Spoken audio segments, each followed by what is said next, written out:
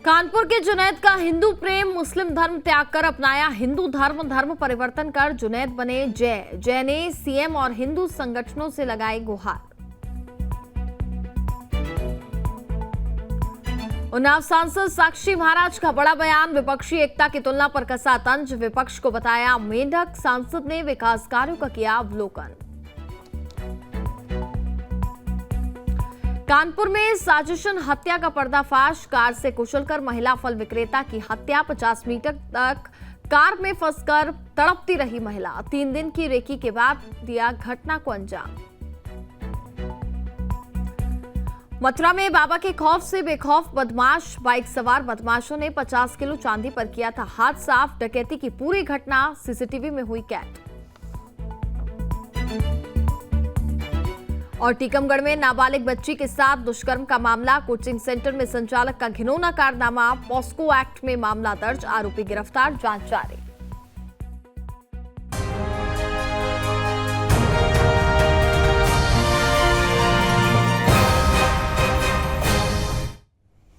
नमस्कार, मैं हूं आपके साथ कनिका अरोरा और आप देख रहे हैं सुदर्शन न्यूज। बुलेटिन की शुरुआत करेंगे इस वक्त की बड़ी खबरों के साथ। उत्तर प्रदेश के कानपुर से घर वापसी की बड़ी खबर सामने आई है, जहां जुनैद नामक एक इस्लामिक युवक ने हिंदू धर्म स्वीकार कर लिया है। जुनैद ने अपने सर लगी जालीदार टोपी को हटा दिया और उसकी जगह माथे पर तिलक लगा करके सनातन धर्म में घर वापसी की है। साथ ही भगवा भी उन्होंने पहना।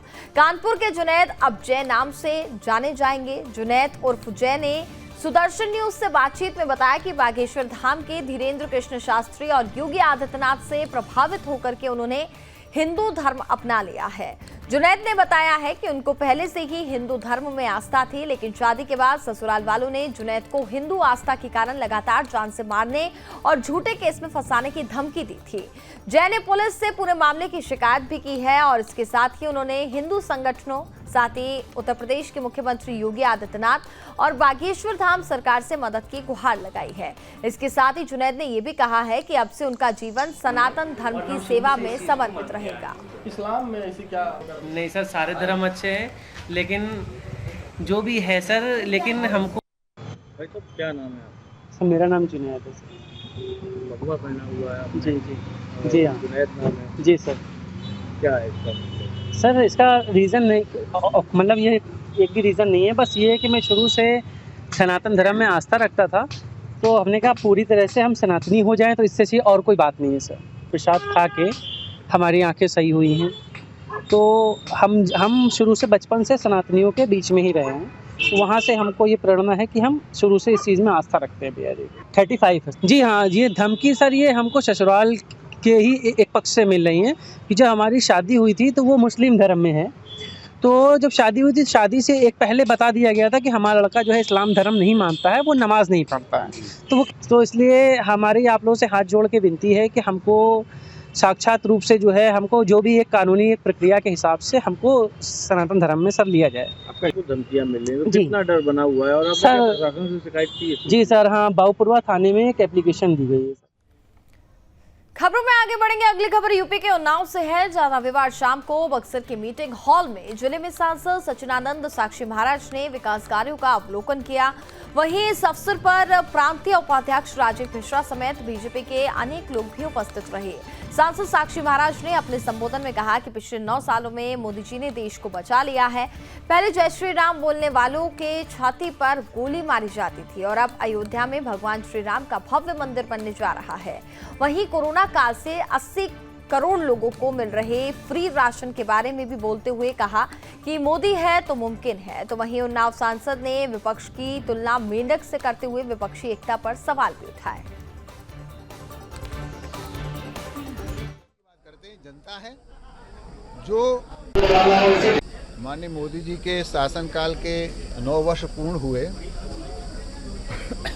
तो 9 वर्ष में सारे देश में सांसद, विधायक, मंत्री, जनता मालिक है, उसे हिसाब देने के लिए निकले हैं कि हम लोगों ने क्या काम किया।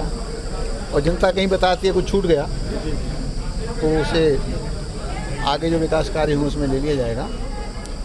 इसी दृष्टि से सारे देश में कार्यक्रम चल रहे हैं। आज उन्नाव में कोई विशेष नौ कार्य जो हमने 9 साल में किए हैं सांसद होने के नाते, पत्रकारों को और अपने साथियों को दिखाने के लिए हम लोगों ने सरदार पटेल की मूर्ति शुरू किया। डॉक्टर श्यामा प्रसाद मुखर्जी जो पार्क है वहाँ गए, आनंद घाट गंगाजी पर गए, उसके बाद कानपुर लखनऊ एक्सप्रेस वे। अगली खबर उत्तर प्रदेश के हरदोई से है, जहां कटरा बिल्हौर हाईवे पर रोडवेज बस के साथ ही सीमेंट से भरे ट्रक की भिड़ंत हो गई। हादसे में रोडवेज बस के चालक की मौत हो गई और वहीं बस में सवार 8 लोग गंभीर रूप से घायल हो गए। सभी घायलों को एम्बुलेंस से सीएचसी में भर्ती कराया गया। हालत गंभीर होने पर सभी घायलों को जिला अस्पताल रेफर कर दिया गया। पुलिस ने मृतक के शव को पोस्टमार्टम के लिए भेज दिया है। दरअसल हरदोई के थाना सवाईजपुर के बरसोइया में दिल्ली से हरदोई आ रही रोडवेज बस की और ट्रक की जोरदार टक्कर हो गई, जिसमें बस चालक व 8 लोग गंभीर रूप से घायल हो गए। सभी को सामुदायिक स्वास्थ्य केंद्र हरपालपुर लाया गया, जहां बस चालक की गंभीर हालत को देखते हुए मेडिकल कॉलेज उसे रेफर किया गया, पर रास्ते में ही उसकी मौत हो गई। मृतक के शव को पोस्टमार्टम के लिए भेज दिया गया है और सभी घायलों का इलाज फिलहाल जारी है।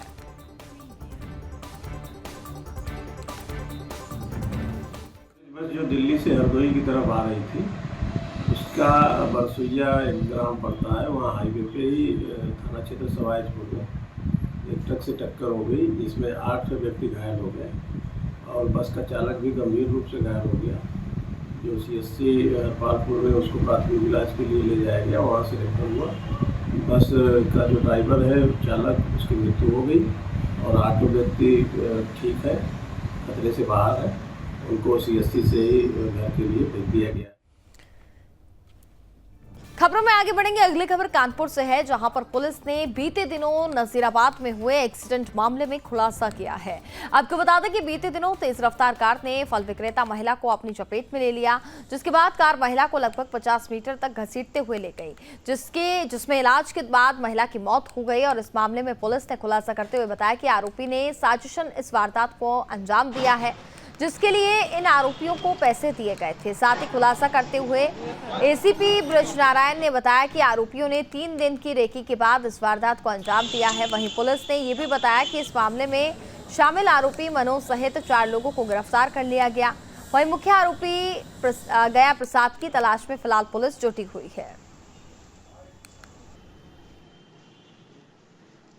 देखिए, घटना ये 8 तारीख के 10:30 से 11 के बीच की घटना है। एक एक्सीडेंट की सूचना पे हमारी पुलिस नजीराबाद थाना गया था, जिसमें जयवंती देवी थी, उनका एक्सीडेंट हुआ था और एक स्विफ्ट गाड़ी के द्वारा बताया गया था ये एक्सीडेंट हुआ। उनके बेटे की तरफ से जब उन लोगों ने जब हॉस्पिटल में गई तो उनका इलाज चल रहा था, दौरान इलाज उनकी डेथ हो गई थी। बाद में उनके बेटे की तरफ से एक तहरीर दी गई, जिसमें उन्होंने मनोज के ऊपर उन्होंने ये बताया कि मनोज ही इसका मास्टर प्लानर है और इसने ही हत्या कराई है। शुरू में चूंकि एक्सीडेंट का हमें इंसिडेंट मिला था, जो हमें सूचना मिली थी वो था। बाद में पुलिस ने और डिटेल में हमारी जो सर्विलांस और एसओजी की टीम ने इसको पूरी घटना को देखा और आसपास के कैमरे देखे, मनोज का फ़ोन वगैरह देखा, तो इसमें एक बहुत बड़ी प्लानिंग के तहत इस घटना को करना पता चला है, जिसमें इसके 4 साथी और थे मनोज के, अभय, महेश, अमित और। खबरों में आगे बढ़ेंगे। उत्तर प्रदेश के हरदोई के कासिमपुर क्षेत्र के पास स्थित पुन्नई तालाब में रविवार को शाम नहाते समय 2 बालिकाएं डूब गईं और ग्रामीणों ने तालाब में कूदकर के दोनों की तलाश की, लेकिन उनकी मौत हो गई। उनको बचाने की काफी कोशिश की गई, लेकिन कड़ी मशक्कत के बाद भी उनको नहीं बचाया जा सका। वहीं आपको बता दें कि ग्रामीणों के मुताबिक 10 वर्षीय बेटी अर्चना और 9 वर्षीय बेटी शालिनी आपस में सहेली थी। घर से 500 मीटर दूरी पर ग्राम असली आजमपुर के पास पुन्नई तालाब है। रविवार की दोपहर दोनों खेलते खेलते तालाब के पास पहुंच गईं और दोनों तालाब में घुस करके नहाने लगी। नहाते समय दोनों गहरे पानी में जाकर के डूबने लगी और वहीं चीख पुकार मचाने पर ग्रामीण मौके पर पहुंचे। ग्रामीणों ने तालाब में कूदकर दोनों को बाहर निकाला, जब तक दोनों की मौत हो चुकी थी। सूचना मिलने पर परिजन व पुलिस मौके पर पहुंच गई। थाना प्रभारी महेश चंद्र यादव ने बताया कि तालाब अधिक गहरा था, किसी ने बच्चियों को देखा नहीं, दोनों की डूबने से जान चली गई।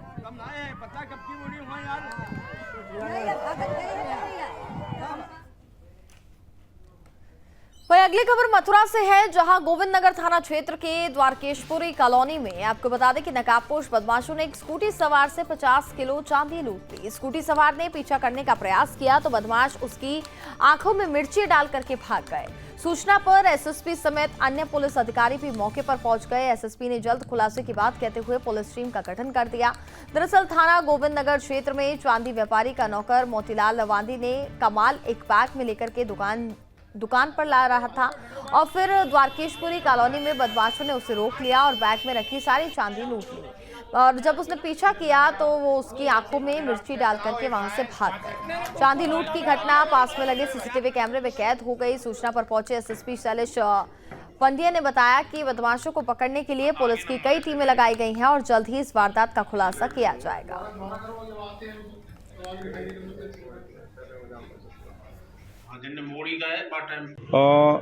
मोतीलाल नाम के एक व्यक्ति जो एक व्यापारी के यहाँ काम करते हैं, वो चांदी जो है वो लेके आ रहे थे। बताया जा रहा है लगभग 20 किलो चांदी थी, पैकेट में स्कूटी में आगे रखे थे। तभी दो मोटरसाइकिल सवार अभी जहाँ पे हम लोग खड़े हैं, यहाँ से कुछ मीटर की दूरी पे चलते में उनके स्कूटी से स्नैच कर लिया और भागने लगे। जो पीड़ित हैं उन्होंने दौड़ के पीछा भी किया, पकड़ा तो इनका कहना है कि इनकी आंख में उन्होंने उस समय मिर्च झोंक दी और उसके बाद भाग गए। सभी लोग हम लोग घटनास्थल पर हैं, टीमें हमारी लग गई हैं। हम लोग जल्दी घटना का अनावरण करेंगे और अभियुक्तों को गिरफ्तार करके माल की बरामदगी करेंगे। अगली खबर रुपईडीहा से है, जहां एसएसपी ने बड़ी मात्रा में नशे की खेप को बरामद किया है। जहां एसएसपी ने नशे के एक कारोबारी को करोड़ों की चरस के साथ गिरफ्तार कर पुलिस को सौंप दिया है। वहीं अब एसएसपी ने मुख्य सरगना की भी तलाश तेज कर दी है। पूरा मामला रुपईडीहा के पचपकरी का है, जहां पचपकरी में तैनात 42 वाहिनी एसएसपी के जवानों ने पेट्रोलिंग के दौरान भारत नेपाल सीमा पर एक व्यक्ति को गिरफ्तार किया गया, जिसके पास से 7 किलो 300 ग्राम नेपाली चरस बरामद किया गया। फिलहाल पुलिस ने आरोपी के विरुद्ध एनडीपीएस का मामला दर्ज कर जेल भेज दिया है।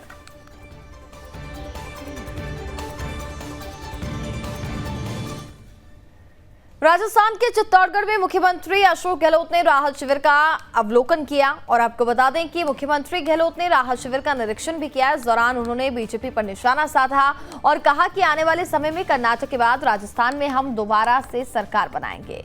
अब मध्य प्रदेश में भी कांग्रेस को जिताने का वादा किया। दरअसल मुख्यमंत्री अशोक गहलोत एक दिवसीय दौरे पर चित्तौड़गढ़ के बड़ी सादड़ी उपखंड क्षेत्र के चैनपुरिया ग्राम पंचायत के गांव चैनपुरिया में आयोजित महंगाई राहत शिविर में पहुंचे और आगे उन्होंने क्या कुछ कहा, जरा सुनिए।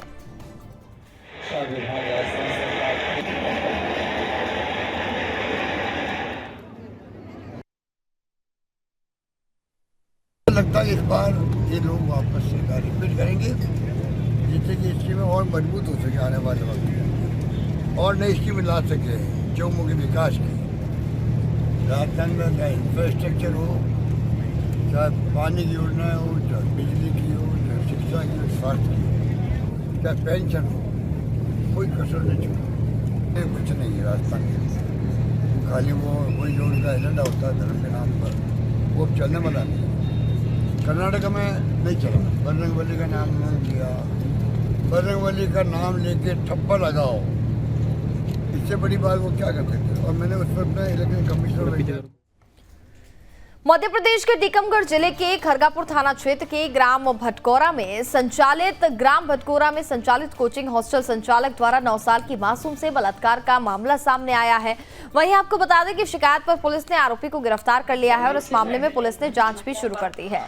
आपको ये भी जानकारी दे दें कि सूचना मिलते ही मासूम के चाचा हॉस्टल पहुंचे तो मामला गरमा गया और बताया जा रहा है कि इसके बाद समाज की पंचायत भी बुलाई गई है। वहीं पीड़ित इसकी शिकायत लेकर के थाने पहुंचे। सूत्रों की माने तो शिकायत के बाद खरगापुर थाना पुलिस ने आरोपी को गिरफ्तार कर लिया था। एसपी रोहित काशवानी ने बताया कि शिकायत के बाद आरोपी को गिरफ्तार कर लिया गया और मामले की जांच के निर्देश दिए गए हैं। फिलहाल पुलिस ने धारा 376 एवं पॉक्सो एक्ट के तहत मामला दर्ज कर आगे की कार्रवाई शुरू कर दी है।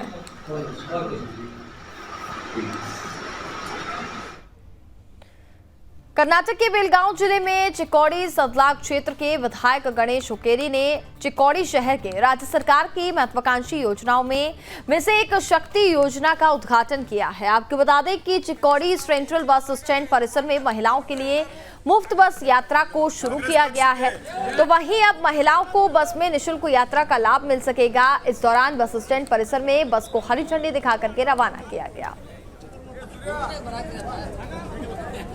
ಅಧಿಕಾರಿಗಳು ಎಲ್ಲರೂ ಅವರ ಪದವಿಕಾರರಿಗೆ